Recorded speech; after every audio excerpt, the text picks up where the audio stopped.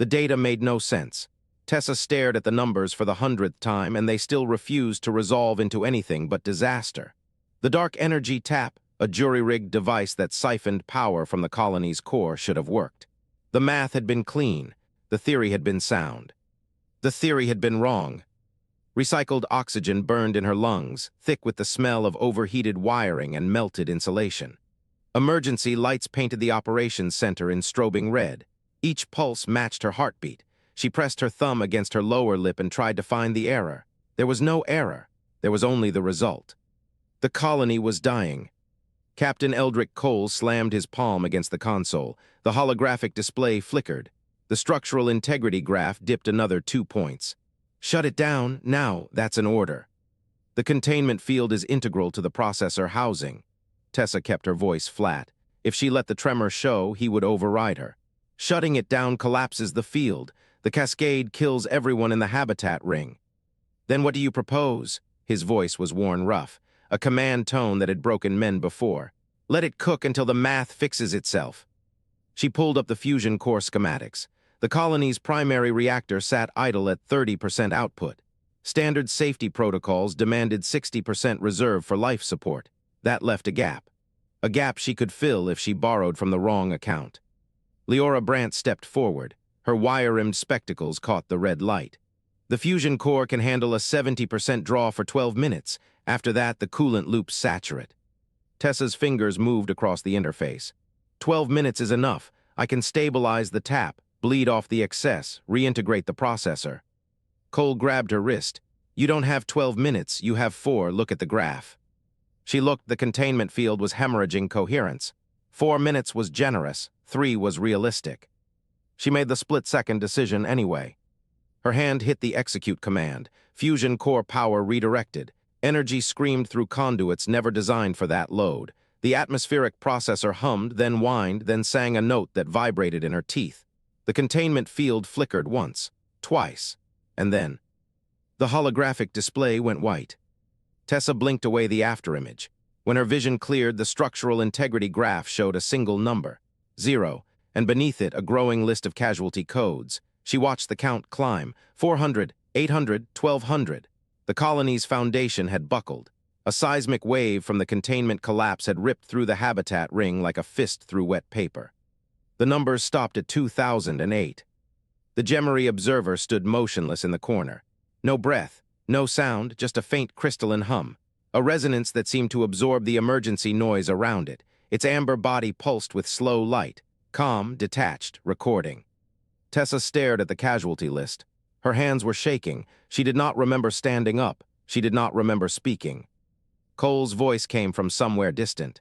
Bridge crew, secure the prisoner. Confinement quarters pending tribunal. No resistance when the security officer took her arm.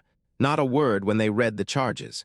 She kept her gaze away from the Gemari observer, but she felt its crystalline stare on her back all the way to the door. The corridor was dark, emergency lighting pulsed, her footsteps echoed in the metal hull. Then the observer's voice cut through the silence. The station's interface translated it into flat, precise standard. The colony was constructed upon a Gemari-protected archaeological site. This incident constitutes a violation of the Accord of Sacred Foundations. A formal protest will be transmitted to all signatory species. Tessa stopped walking. The security officer pulled her forward. She learned the full scope 3 hours later, locked in a room the size of a storage locker. A cot, a sanitation unit, a datapad with a single file. The Gemari had not just filed a protest. They had declared the entire human refugee fleet a threat to galactic stability, and they were funding the Riven, a proxy war. The Riven would hunt human vessels. The Gemari would provide the weapons. The other species would look the other way. 2008 dead, and now the rest of her species would follow. The edge of the cot pressed against her thighs. Emergency lights still flashed through the slit in the door, red and red and red. She stared at her hands. They looked like her hands. They looked the same as the day she first touched the dark energy tap. The thrill of possibility had been electric. The hubris had been blinding. She had believed she could fix the refugee fleet's energy crisis. She had believed she could prove that human ingenuity mattered. She had believed she could build a bridge. She had built a grave instead. The weight of it settled into her bones. Cold, permanent, not just the colony, not just the dead, the peace, the chance. The fragile hope that humanity could find a place among the stars, she had shattered it all. She did not cry. She sat in the dark and let the weight press down until she could barely breathe. Then the datapad chimed. A message. From Morn, the Gemari priest had witnessed the disaster. He had stood silent in the corner. He had recorded everything. The message was short, 3 words. You owe a debt, come to the resonant seat. No explanation, no demand, no context. She stared at the words until they blurred. The resonant seat was a Gemari vessel, a crystalline ship that served as the mobile seat of their religious authority. It had no business contacting a disgraced human engineer. It had no reason to offer anything but judgment.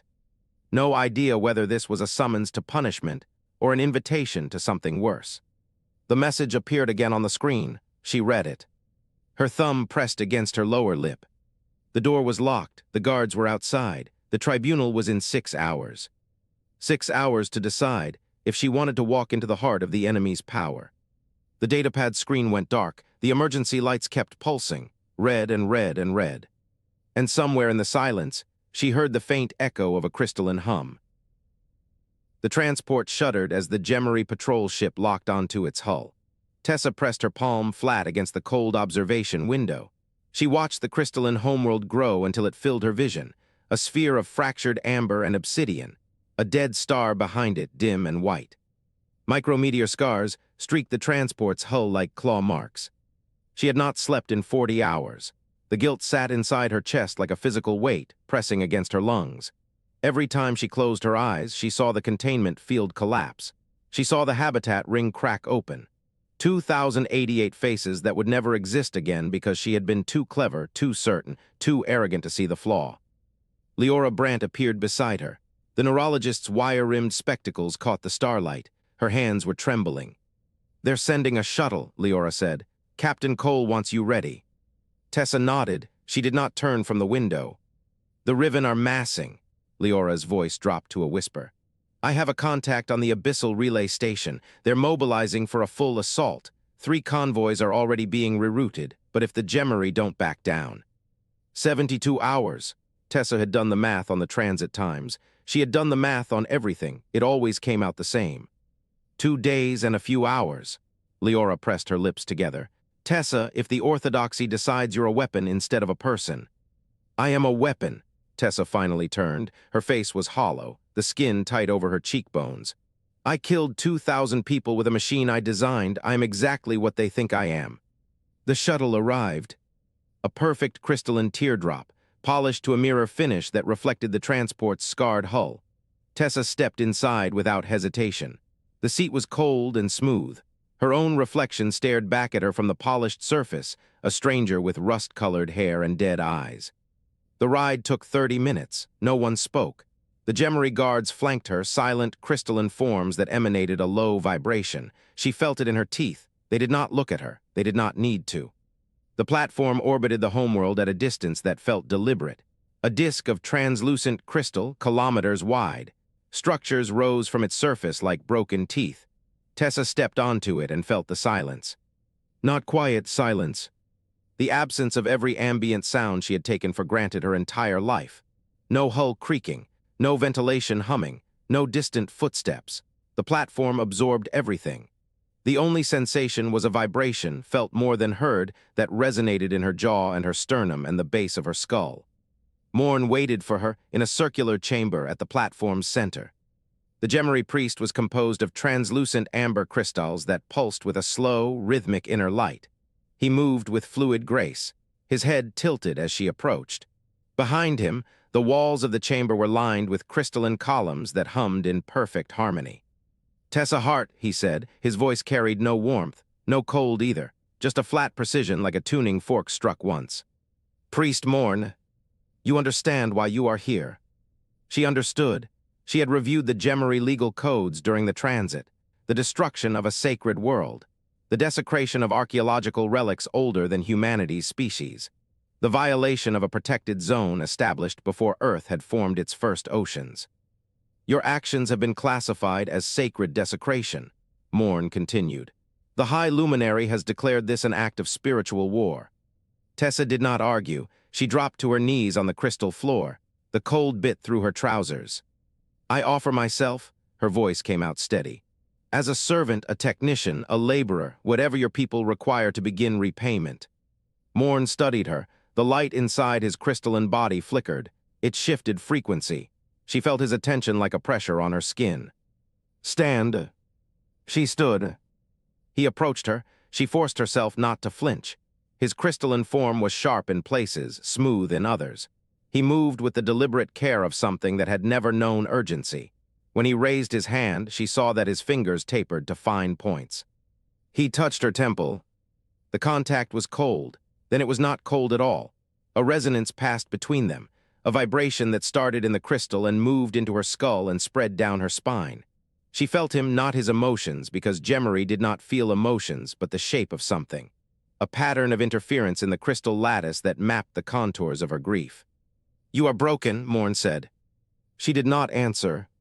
"The break is clean." He lowered his hand. His inner light pulsed once, twice, then settled. "You may be useful yet." Tessa's breath caught. She had expected condemnation. She had expected punishment. She had prepared herself for execution, for imprisonment, for anything but this cold assessment of her worth as a tool. Leora's message arrived on her datapad 3 seconds later. A single line of text, encrypted, flagged urgent.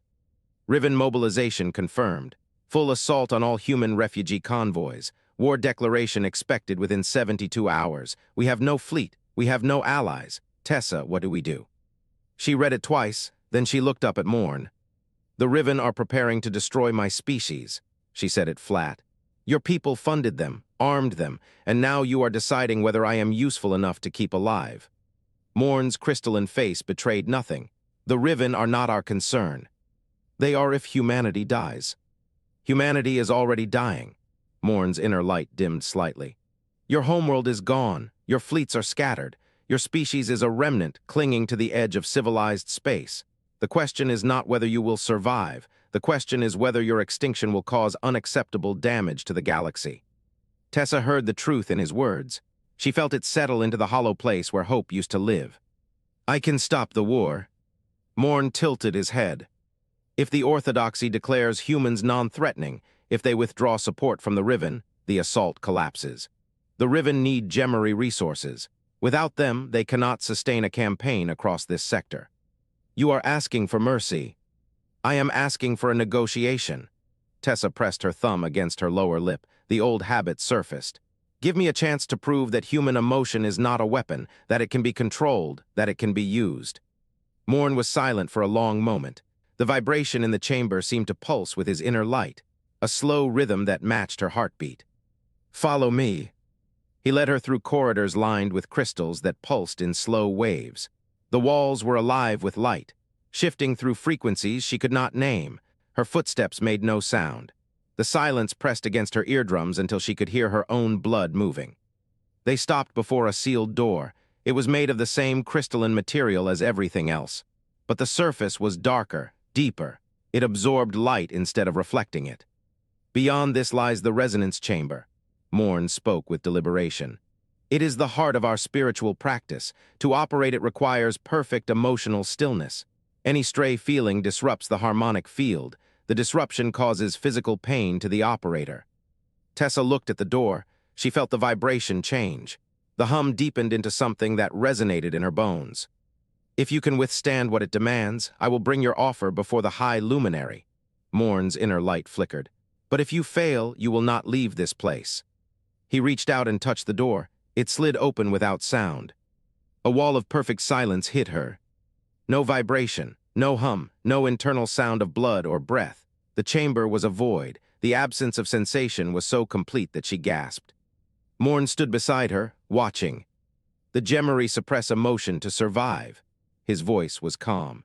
"We have spent 10,000 generations refining this practice. A human who cannot still her own mind will find the resonance chamber unbearable." Tessa stepped forward. The silence closed around her like water. She thought of the containment collapse. She thought of the colonists. She thought of Leora waiting on the transport, counting down the hours until the Riven attacked. Then she thought of nothing at all. She walked into the chamber. The door slid shut behind her. The crystal floor hummed through her boots as Tessa stepped onto the central platform. A low vibration, steady and patient. The resonance chamber surrounded her in a circle of translucent blue walls that breathed with their own internal light. Cold air pressed against her skin. She could feel every heartbeat, each one a betrayal of the stillness they demanded.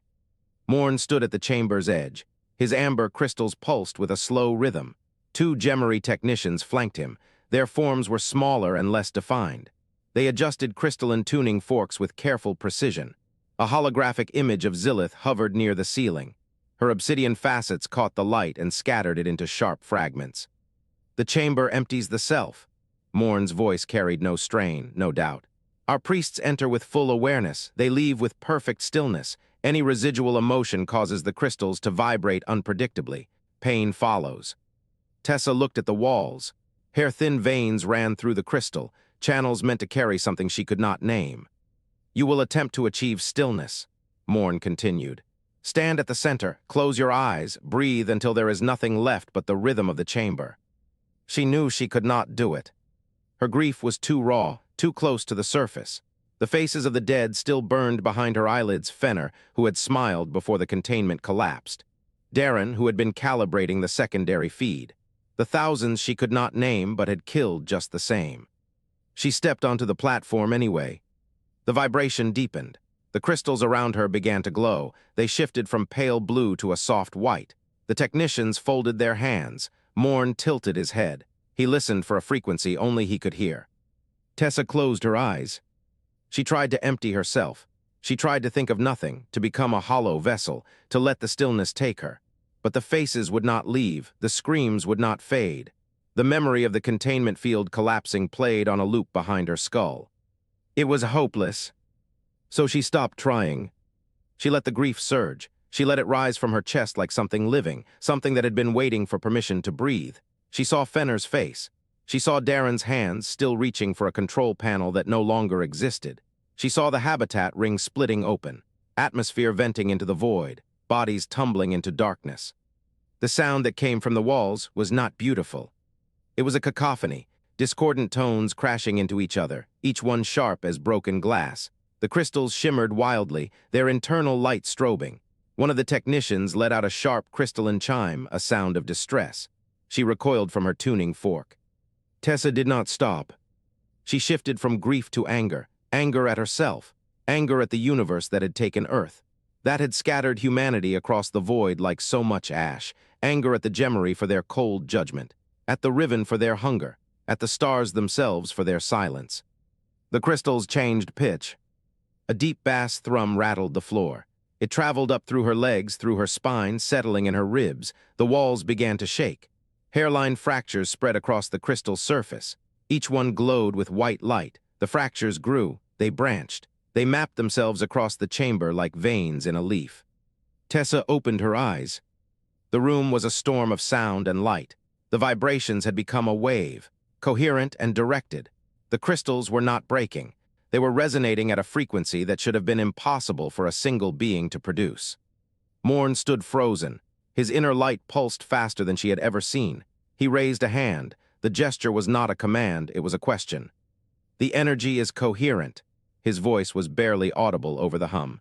This is not chaos. This is directed, a single source producing multiple frequencies in harmonic alignment. Zilith's hologram flickered. The obsidian image shifted. Her voice cut through the cacophony like a blade. Explain this.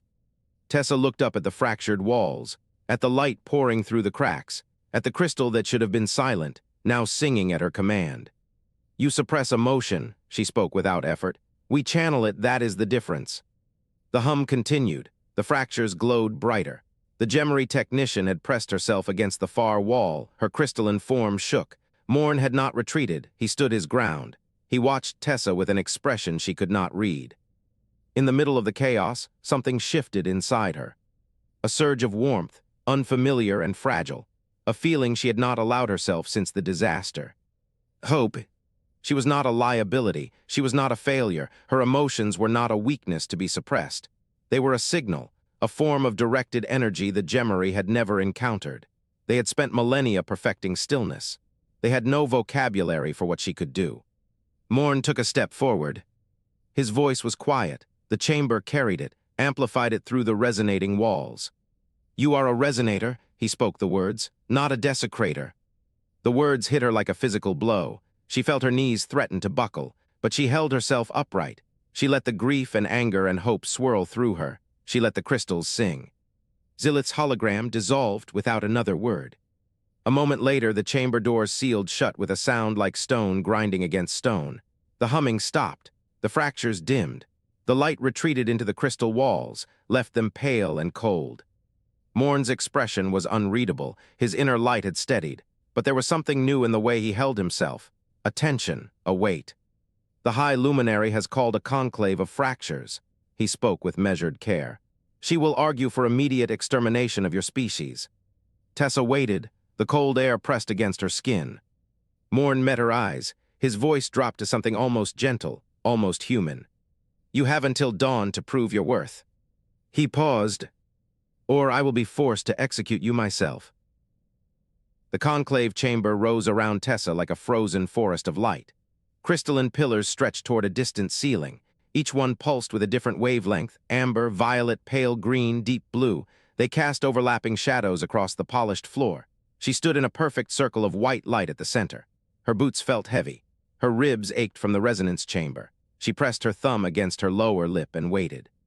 Morn stood to her left. His amber crystals pulsed slowly, steadily, but she caught the slight tremor in his posture. He was holding himself still. That meant something. A dozen luminaries ringed the circle. They did not sit. They stood like monuments, each one carved from a different shade of crystal. Their inner lights were dim and watchful. At the far end, Zilith rose above the others. Her obsidian form swallowed the light around her. She spoke first. "The human colony on Verath 7. Her voice carried no inflection, no warmth. Each word dropped like a stone into still water. 2,088 dead. A sacred world shattered. The dark energy tap destroyed an archaeological site older than the Gemari civilization itself." She paused, the pillars hummed. "Refugee ships have smuggled weapons into 3 neutral systems. Diplomatic envoys from the Marath and the Verdaxis have filed complaints regarding human emotional volatility. The Riven have been paid by us to hunt human vessels." She turned her head. The movement was precise, mechanical.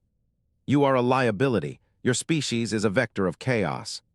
Tessa let the silence stretch. She felt the weight of every luminary gaze on her skin. The air was dry and sterile, like clean rock after a rain. She could smell her own sweat. She did not deny it. "Yes," she spoke clearly, "everything you said is true." A murmur ran through the pillars. The lights flickered. Zilith's glow did not change. "I killed those people. I designed the tap. I bypassed the safeties. I thought I knew better than the laws of physics." Tessa's voice cracked on the last word. She swallowed. "I don't deny any of it." She took a breath. The air burned. "But I can fix it." Zilith's crystals caught the light as she tilted her head. "Explain." Tessa looked at Morn. He nodded once. "The resonance chamber," she spoke with steady intent. "Morn saw what happened. I couldn't suppress my emotions, so I let them out. The crystals responded, not with chaos, with directed energy. A harmonic field generated by a single source, me." She turned back to Zilith. "Human emotion is not a flaw, it's a power source. We feel things deeper than any species in this galaxy. When we suppress it, we break. When we channel it, we build, we fight, we survive." She paused. "I can stabilize dark energy taps. I can turn your weapons back into tools. Let me prove it." The luminaries stirred. Their inner lights brightened and dimmed in rapid patterns. She did not understand the signal. Morn stepped forward. His voice carried a resonance she had not heard before. "I witnessed the chamber," he spoke with authority. "The human generated coherent energy. The crystals recognized it. They did not fracture, they sang." A luminary of pale green crystal spoke. "The priest's testimony is irregular. Emotional suppression is the foundation of our faith." Another voice, deep blue. "The human's claim is untested. The risk is too great." A third, amber like morn but darker. "The war consumes us. If there is a path to peace, we must examine it." Zilith raised a slender crystalline hand. The chamber fell silent. "A vote," her voice was cold. "Those in favor of accepting the human's proposal." 6 luminaries glowed brighter. "Those opposed." 6 others dimmed. Tessa's heart hammered. She did not need to count, she knew. Zilith lowered her hand.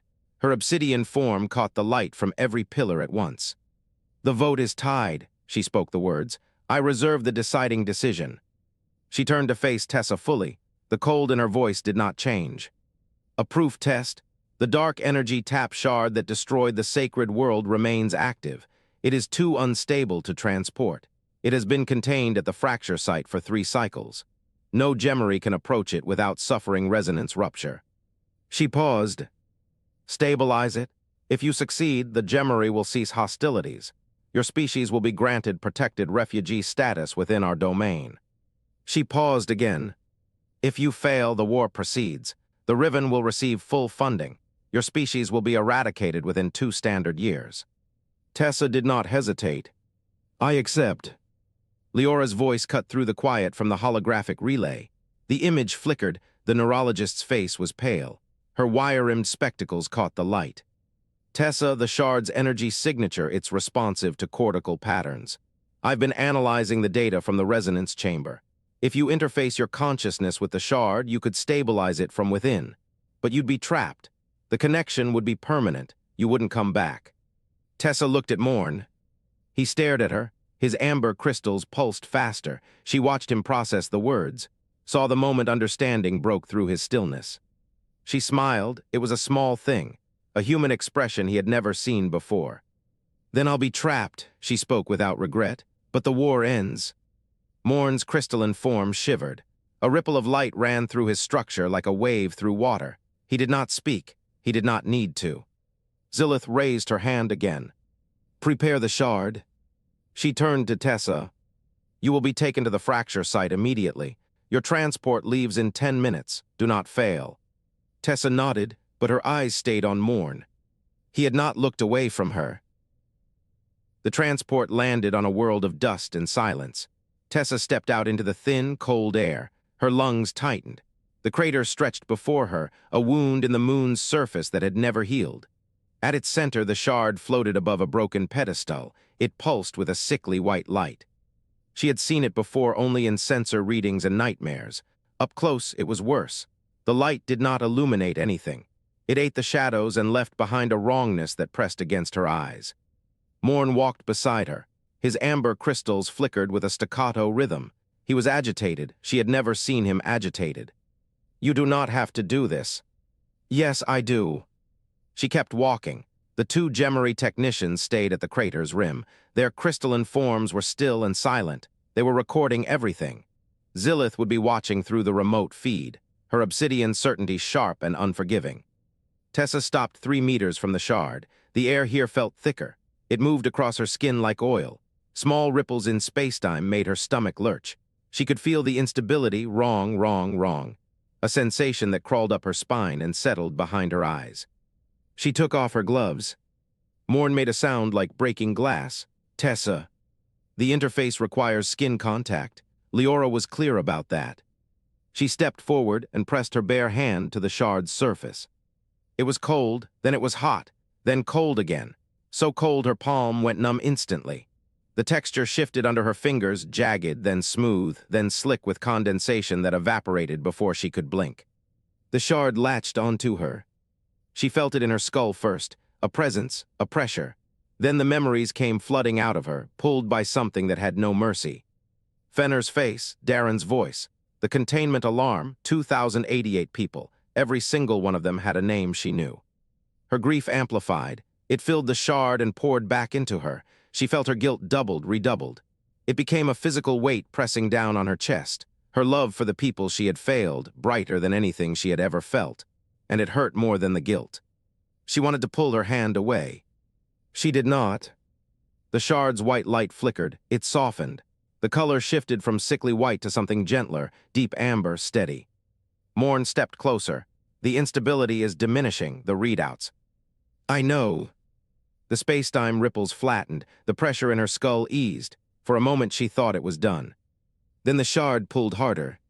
It demanded more. She felt the hunger in it, ancient and vast and patient. The stabilization was not complete. The shard needed all of her, every memory, every sensation, every last shred of conscious self. She understood what Leora had meant. The interface required her full presence. There was no way to give part and keep part. The shard would take everything. Her body would be nothing but a shell. Tessa looked at Morn. His crystals were flickering so fast they blurred. She saw something on his face, a pattern of fractures forming along the amber. Droplets of clear liquid pooled at the edges. She did not know what that meant. She did not have time to ask. She closed her eyes. She let go.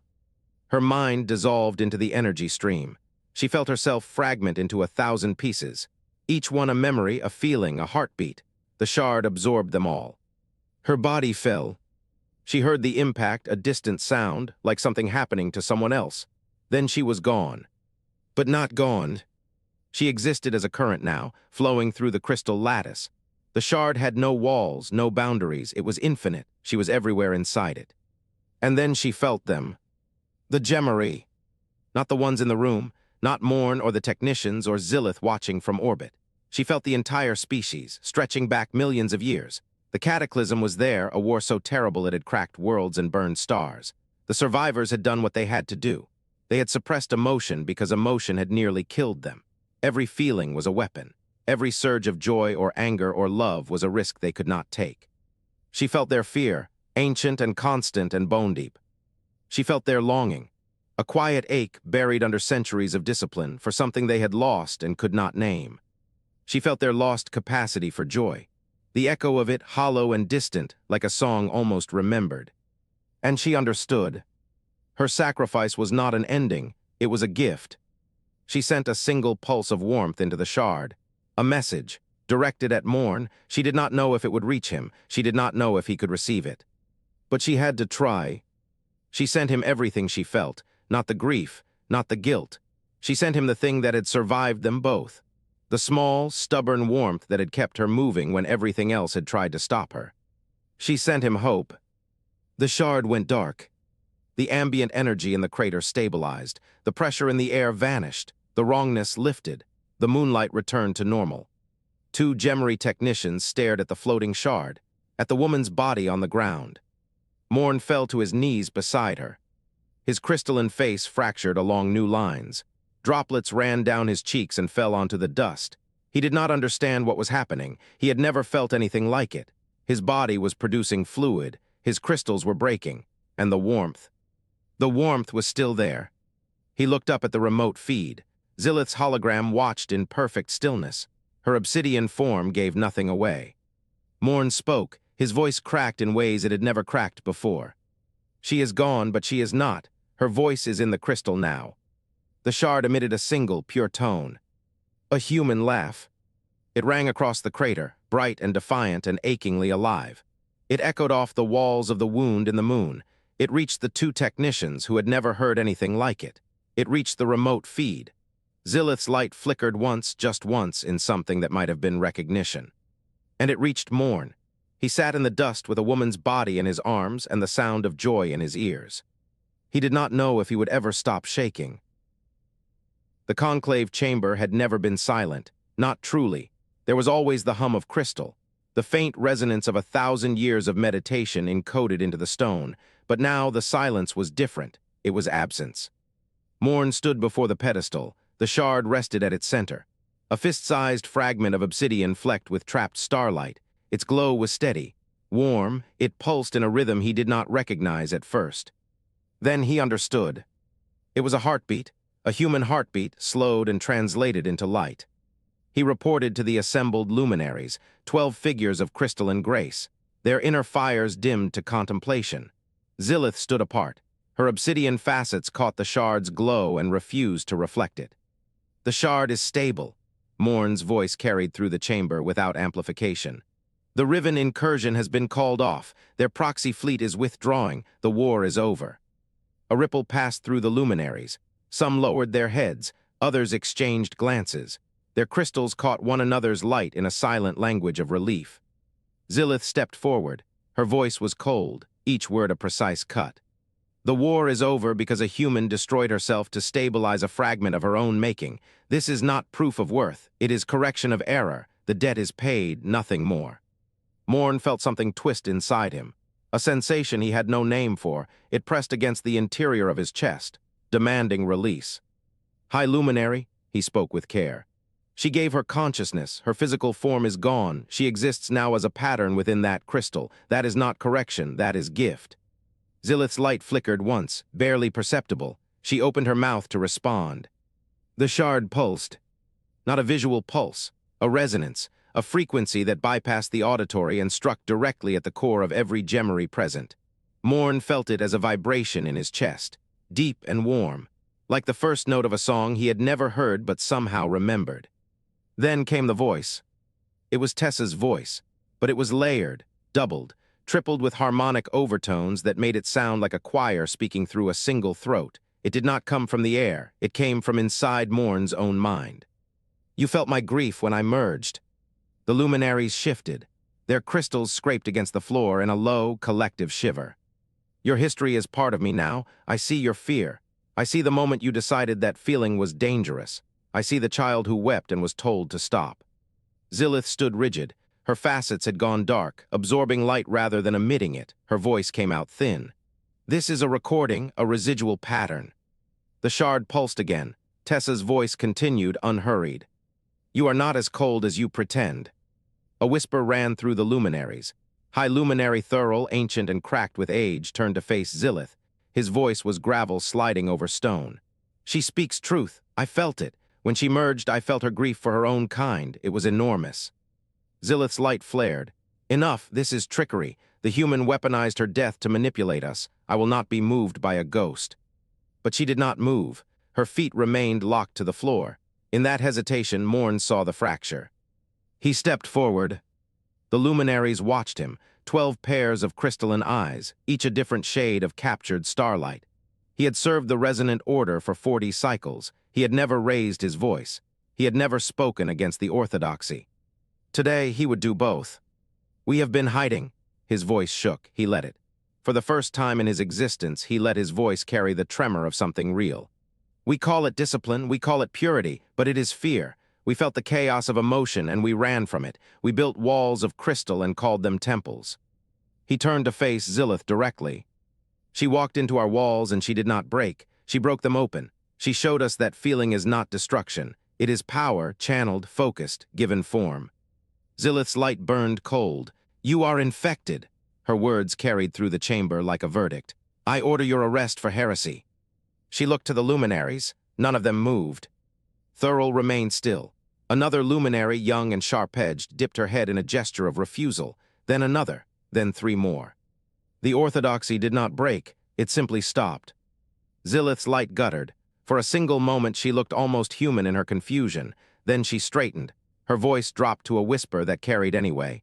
You will destroy us. Morn did not answer her. He turned back to the shard. The shard's glow was steady. Warm, it pulsed with Tessa's heartbeat. He felt something pull at him, a thread of resonance that matched his own crystalline structure. He understood what it was asking. He reached out. His hand touched the shard's surface. It was not cold. It was warm, like stone that had sat in sunlight. The warmth spread up his arm, into his chest, into the core of his being where his light originated. Tessa's resonance entered him. It was not a voice, not words. It was presence. A steady pulse of warmth that did not demand, did not judge, did not explain. It simply held space. It was the feeling of being seen by someone who had already forgiven you for everything you had not yet done. Morn's crystals shifted. It was pain, it was ecstasy.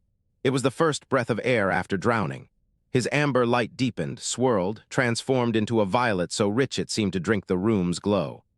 He felt fear, not the abstract concept, the actual sensation, a tightening in his chest, a cold awareness that he could lose this, that he could lose everything he had just discovered. Wonder, the shard's surface reflected 1,000 colors. He saw them for the first time as more than wavelength. Loss, a hole where something vital had been. The loss of Tessa, who should not have had to die. And beneath it all, steady and unwavering, Tessa's presence. She held the space. She did not flinch from his awakening. She simply waited. Morn opened his eyes. The chamber had gone still. The luminaries were staring. Zilith had taken a half-step backward. Her facets flickered with something she could not suppress. He turned to her. His voice came out soft, raw, human in its fragility. She gave us everything. Can we not give her a chance? Zilith did not answer. The silence stretched. The luminaries waited. The shard pulsed once, twice, 3 times, each beat matching Morn's newly awakened heart. Zilith turned. Her footsteps echoed through the chamber, each one a deliberate strike against the crystal floor. She walked toward the exit. Her steps were slower than they had ever been. Her shoulders, if a creature of crystal could be said to have shoulders, carried a weight she had never allowed herself to feel. She did not look back. The door sealed behind her. The chamber exhaled. Thurl moved first. He approached the pedestal and bowed his ancient head. The other luminaries followed. One by one, they surrounded the shard. Their crystals caught its violet light and refracted it into patterns of impossible complexity. Morn stood at the center. His chest glowed with a light that was not entirely his own. The shard flickered. Tessa's voice returned, softer now, a whisper that only he could hear. "She will come back." Morn's crystals hummed. He pressed his hand to his chest. The warmth gathered. "Give her time." The shard pulsed once more, gentle, almost playful. "You have time now." Sunlight fell across the conclave chamber in bands of amber and white. 12 months ago, the light had filtered through the crystalline walls as a cold blue glow. Now human-built filters warmed it to gold. The change felt like a living thing pressing against Morn's facets. He stood at the pedestal where the shard rested. Violet crystals pulsed along his arms, slow, deliberate, steady. The resonant order had elevated him to master status 6 weeks after the war ended. The promotion meant nothing compared to what he carried in his chest. The chamber was full. Gemari luminaries lined the outer circle, their bodies angled inward. Human delegates filled the gallery above, refugees from 3 surviving fleets, their skin worn thin by years of running. Captain Eldrick Cole stood near the back in a pressed uniform that did not quite hide the exhaustion in his shoulders. Dr. Leora Brandt sat in the front row with a datapad balanced on her knee and a nervous smile she kept trying to suppress. Zilith sat alone at the chamber's eastern edge. Her obsidian facets caught the light and held it without warmth. She had not spoken in the hour since the proceedings began. Morn raised both arms. The gesture was human, not Gemari. He had learned it from the refugees. It meant attention. It meant peace. "The resonant accord is complete." His voice carried through the chamber without amplification. Both signatories recognize that emotional suppression is not discipline, it is avoidance. Both signatories agree that human cognitive physiology and Gemari resonant biology are complementary rather than contradictory. Leora stood and cleared her throat. "I have the data from the training trials." A hologram flickered above her wrist. Graphs rose and fell in blue light. Creativity scores, adaptability indices, problem-solving speed under pressure. Every metric showed the same curve, an upward arc that began the weak Gemari volunteers started paired emotional exercises with human instructors. The Gemari subjects initially reported discomfort. Leora spoke clearly. Headaches, full-body chills. One described it as having a second heartbeat where none had ever existed. She paused. After 30 days, every single subject showed measurable improvement in cognitive flexibility. After 90 days, the test group outperformed the control group by 42% in adaptive reasoning. Murmurs rippled through the luminaries. Morn felt their resonance shift, uncertainty mixed with something he had never heard in his people before. Curiosity. 42%, Leora repeated. She sat down, her hands shook as she tucked the datapad against her chest. Morn turned to look at Zilith. The chamber fell silent. Every eye followed his gaze. Zilith rose. Her movements carried the same measured precision they always had. She walked toward the pedestal with slow, deliberate steps. The luminaries parted before her. The human delegates leaned forward in their seats. She stopped 3 paces from the shard. "I do not apologize." Her voice carried no inflection, but the words hung in the air like something fragile. "I acted according to the knowledge available to me. That knowledge was incomplete. That is not an apology. It is a statement of fact." Morn said nothing. He had learned that silence was sometimes the most powerful response. Zilith's facets shifted. "I wish to see the shard more closely." He stepped aside. She approached the pedestal and raised one hand. Obsidian fingers hovered over the shard's surface, not yet touching. The light inside the shard pulsed, slow, warm, a heartbeat that did not belong to a living body. "Show me," Zilith's voice cracked on the last syllable. The shard flared. Light poured from it, not white and sickly as it had been, gold and amber and deep violet. The light coalesced into shapes. Shapes became images. Images became memory. Tessa was 7 years old. She stood on a rocky shoreline under a sky the color of bruised fruit. The ocean before her was alive with bioluminescent plankton, tiny flashes of green and blue that rose and fell with the waves. She held a piece of driftwood in one small hand. Her hair was longer then, tangled by the wind. She knelt and pressed her palm to the wet sand. The plankton scattered, then regrouped. She laughed. The sound was bright and unguarded. A woman's voice called from somewhere behind her, "Tessa, dinner." She looked up. Her eyes were wide and dark, and full of something the Gemari had no word for. Wonder. The memory shifted. Tessa was 15.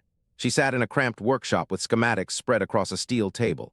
Her fingers were stained with grease and conductive paste. A dark energy prototype hummed on the bench beside her. She was building something. She did not know what it would become. She only knew that the work felt like the same thing she had felt on that shoreline, the same pulse of curiosity, the same need to press her hands into the unknown and see what happened. The memory shifted again. Tessa was 31.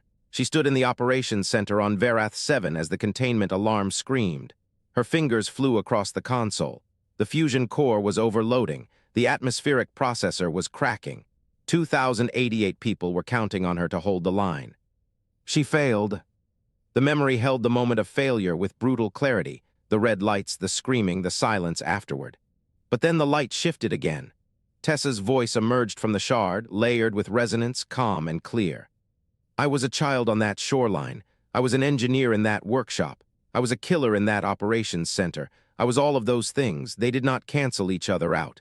They built me. Zilith's hand touched the shard. Her body went rigid. The obsidian facets flickered, a disruption in the resonant field that Morn had never seen in 40 cycles.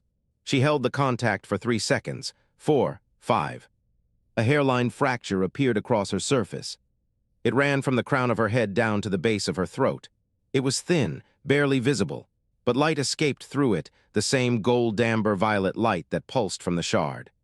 Zilith pulled her hand back. She stared at the fracture as though it were a wound. Perhaps it was. She stepped back. She gave a single nod. The chamber erupted. The human delegates did it first, clapping, shouting, some of them weeping. The sound was chaotic and raw and full of everything the Gemari had spent millennia suppressing. And then the Gemari answered, not with applause, with a synchronized chime that rose from every crystal in the chamber. The sound built until it was a single chord, harmonic and alive. The human voices and the Gemari resonance wove together into something neither species could have produced alone. Morn looked at the shard. The crowd was still celebrating. Leora was embracing Eldrick. The luminaries were speaking to each other in tones he had never heard, open, uncertain, alive. Zilith stood apart. Her cracked surface caught the light, her expression unreadable. Morn leaned close to the shard. His voice was barely audible over the noise. Are you at peace? The shard pulsed once. The light inside it settled into a steady glow. Tessa's voice answered, layered, resonant, warm. I'm home. The crowd began to disperse. Delegates filed out through the crystalline doors. The sound of human laughter mixed with Gemari chimes faded into the corridors beyond.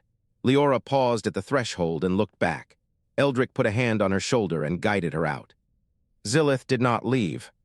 She stood at the chamber's eastern edge.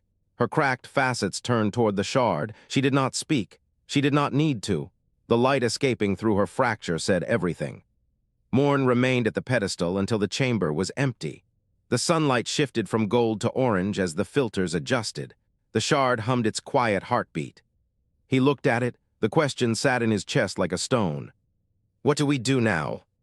A pause. The light inside the shard brightened. We teach each other how to feel. Tessa's voice carried warmth. And then we go see what else is out there. The shard pulsed once, bright enough to cast shadows against the crystalline walls. Then it went still. Morn stood alone in the chamber. The warmth of the sunlight pressed against his facets. The scent of clean air mixed with faint ozone filled his lungs. He touched the shard with the tips of his fingers. Something moved inside him. It felt like a second heartbeat.